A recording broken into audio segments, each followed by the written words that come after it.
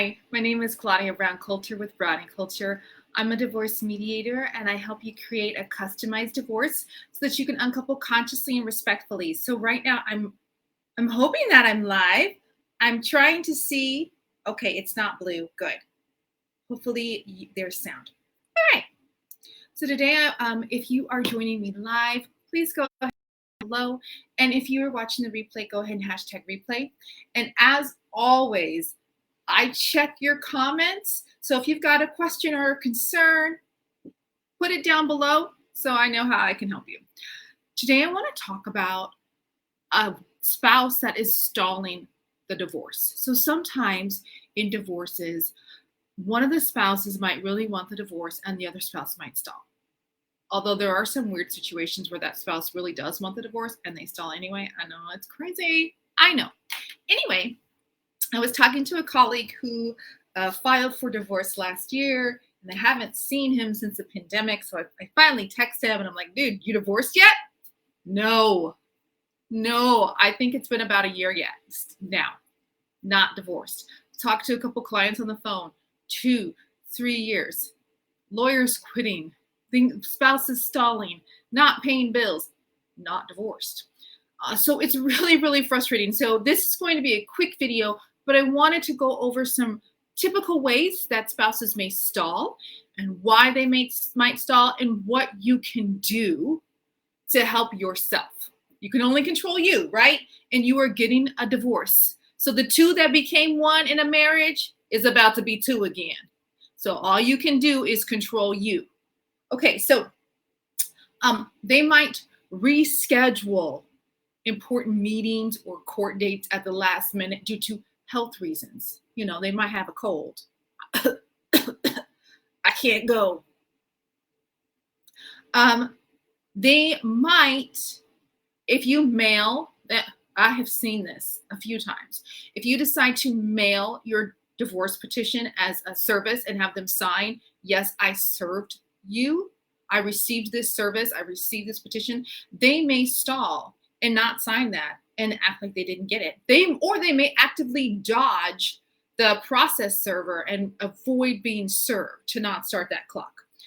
They may just not turn in documents. They may decide, I'm not turning in my financial disclosures. I'm not giving you access to this information. I'm not going to answer any questions. They might not sign things. They might turn things in, but their signatures missing. Like, that's not accidental, guys. It's not accidental. They might not return an email or a phone call or a text to you, to the mediator, to their lawyer, even if they've hired a lawyer. They may start filing crazy things against you, especially if they have a lawyer involved. They might decide, okay, well, I want to use my money to file this frivolous motion against my spouse. They, of course, you know, it doesn't go to the judge. This motion is frivolous, but, you know, they frame seriousness. They might decide, you're fired as a lawyer, you're fired as a mediator, I'm going to pick somebody new. And that just makes things take a lot longer because you have to start over. They might decide, yeah, I want to mediate, and then cancel at the last minute. So why would they do this?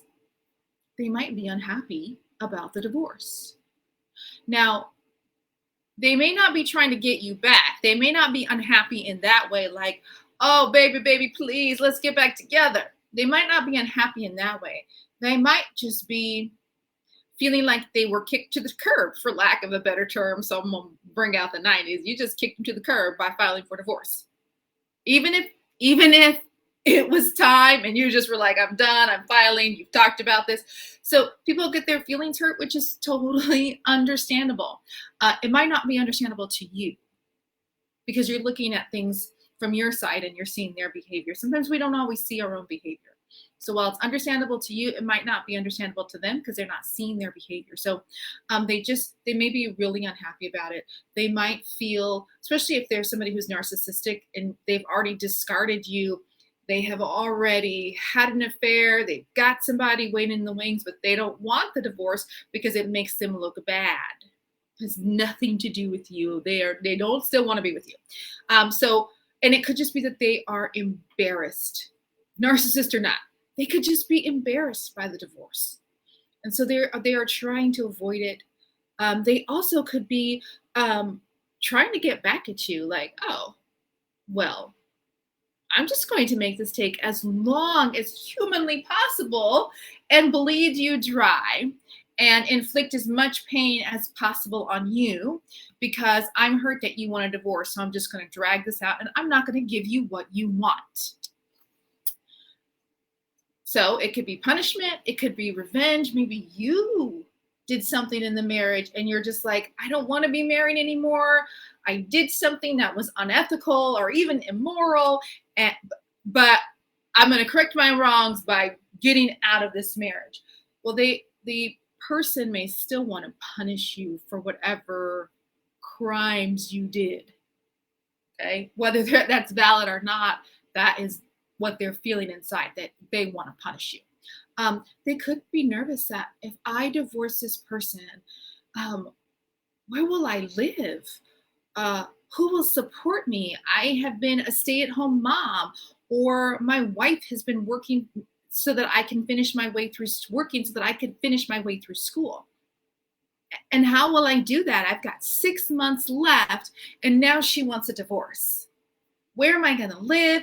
Who's going to take care of the kids? How am I going to support myself? Because I got to finish this internship, this unpaid internship for 6 months. So that could be why they're stalling too, because they're like, I can't survive. We agreed that we would do things this way. Can't you hold on for a few more months? They might be concerned that they'll never see their children again. I'm never going to see my kids again. You're going to take them from me. You're going to move out of state. Or in California, it's like, you don't have to move out of state to be far away. You just got to move a few counties away. That's far away. So they could be really worried about not seeing their children. They could also be worried about having to pay support.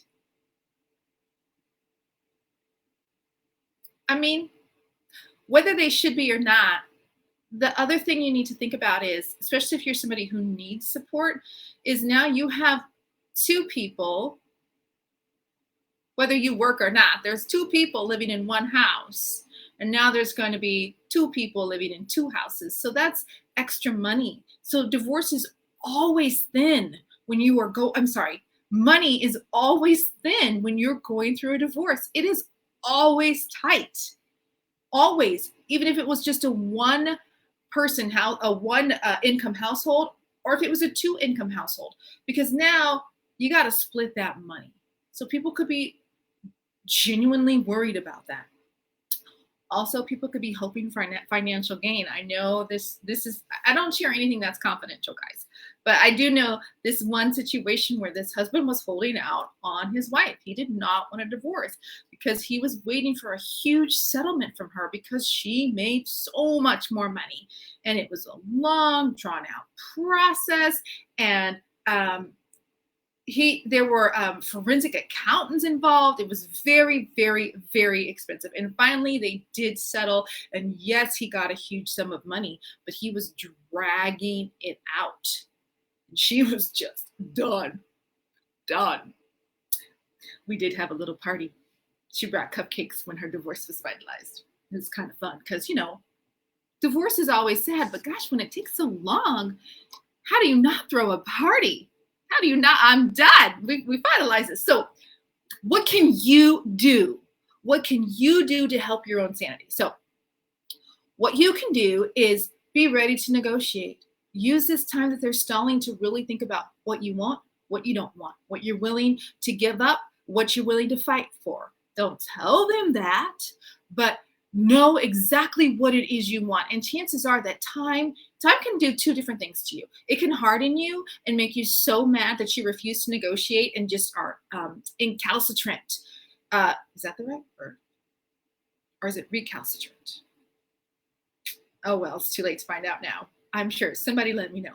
But you can become very, very hardened and be very, very difficult and refuse to negotiate with them. And then that just is going to only make your situation worse. Now, the reason why I say them, you don't tell them what you are choosing to give up or that you're going to fight for is because that's privileged information in negotiation. You can't show, it's like playing poker. You don't, oh, here are my cards. Let me show you everything I've got. So you're going to bet? No. Okay, so you keep that information, but you have that mindset that I'm going to be, when they decide they're done, I'm going to be ready to negotiate. And then negotiate no matter how much they made you mad or dragged things out, be ready to negotiate because your end in mind is that you're getting a divorce. So keep that end goal in mind that I'm getting a divorce and I'm going to do whatever I can to facilitate this and accelerate this. Now, for you, unless it's a real emergency, do your best to not push back any court dates once really courts are able to appear on a more normal basis. Try your best not to push back any court dates if it's up to you. Be respectful in your dealings. So be respectful in your dealings with your soon-to-be ex. And here's why, right? Because if you watch enough of my videos or you read enough of my posts, you will see I'm always talking about this. And I know how challenging that is. I'm not asking you to do anything that I haven't had to walk through myself. We all know how hard it is to be respectful to someone who is disrespecting us, especially on a repeated, ongoing, prolonged basis. But I am asking you to be respectful. And one, because it's good for you. Think about yourself right now. Don't think about them. You're getting a divorce. The two that became one is now two again. It's good for you. It keeps your mental health, your mental sanity. It's so much better for your mindset. It's just so much better. Also, when you are respectful, it can calm people down. They will begin to mirror your actions. So if you present yourself as calm and respectful, most of the time they'll mirror that back to you. You may even consider an apology because this is hard for them. Now, if you can't be remorseful or show some sort of forbearance about the divorce, then don't do it. If it's fake, it'll blow up in your face. But if you can have some sincerity about an apology, I apologize. I know this is a really bad time for you because you've got 6 months left to this internship, but this is really what is best for me and we need to end this marriage. How can we work together? How can we work together so that you can get through these last 6 months of school and we can still get divorced and live separate lives or whatever it is? It could be another year. But the reason you might want to do that is it can really calm somebody down and diffuse tension between you. If somebody's calm, they're less likely going to punish you or fight against what you're trying to do. You want to keep moving forward on your own. Make sure that you don't delay. Oh, they're not doing anything, so I'm not going to do anything. Oh, well, they didn't respond, so I guess I'll just wait for them to respond. No. Make sure you have your petitions filed on time. And if they don't get a response, keep going. If you don't get a response, they don't respond, keep going. File, prepare your financial disclosures, exchange it with them. Get everything ready. And then if you have to, if they're refusing and it's prolonging, you can go to a judge. You can schedule a court date and try to get some sort of temporary orders for support and custody until you can get your divorce finalized. Do that. If you need to do that, do that. If you have to get before a judge, because you can't come before a mediator and get temporary orders. No. That has to be consensual. The two of you have to agree to meet with me and then agree on everything together and then sign it. But you can go to a judge and get some temporary orders if you guys can't agree on something, or sometimes you can work with them and you just kind of have this de facto custody schedule. And if you're cool with that, great. But if you're not, if you're nervous and they're stalling and they're being difficult and they're pulling the kids more, they're kidnapping the kids, they're taking them on days that you guys didn't agree to, but you don't actually have an agreement, I would strongly say you should really think about seeing a judge, going before a judge, and getting some sort of temporary orders. The last two things: be empathetic to keep yourself calm. So try to imagine what they're feeling. All right, it's hard to be empathetic when you're like, this bleepity bleep is doing this just to get back at me, right? It's very hard to stay calm when someone's acting that way. But you can imagine, if they're trying to get back at me, there's something else deep inside that's maybe wounded or hurt. And then you can have empathy for that type of pain. And that'll keep you in a calm state of mind, because then you don't demonize them. Even if they're acting like a demon straight from hell, you won't demonize them. Last and most importantly, don't let them see you sweat. Do not let them see that they are irking you, that they are making you mad, that they are ticking you off, that they are blah, blah, blah. You know, it's Facebook Live. I can't say everything. Don't let them see that. It's kind of like a little child where, like if you are scared of a spider and they're not, and you scream, they'll just take that spider and chase you all through the house with that spider. You don't let them see that. Okay, right? They get enjoyment from that. So you same with your soon-to-be ex. Don't let them see you sweat. Do not do that. Don't let them see that their plans to punish and annoy you are actually working. Let them think it's not. So one of the best ways to do that is to not communicate face to face, unless you're exchanging kids. Keep it professional, keep it brief, and to not communicate in real time, like on the phone. It could get really heated on the phone. It could get really heated in text messages. It's best to use some sort of court-approved app like Fair or Talking Parents or something like that, where you can, or email even, where you can take your time to respond. All right, that is all I have for you today. Listen, if you are concerned about your divorce, if you have questions, please reach out to me. You can DM me right here on Facebook. You can also email me at claudia@brownieculture.com. Okay, and then if you want to speak to me and talk to me on the phone, there is a Calendly. This end of the day, guys, I can't speak. A Calendly link where we can schedule a quick phone call.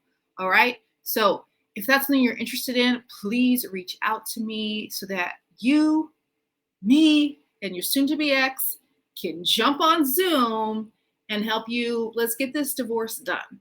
Guys, have a great day. Remember, I'm here to help you stay calm and empowered and let you know that you can do this.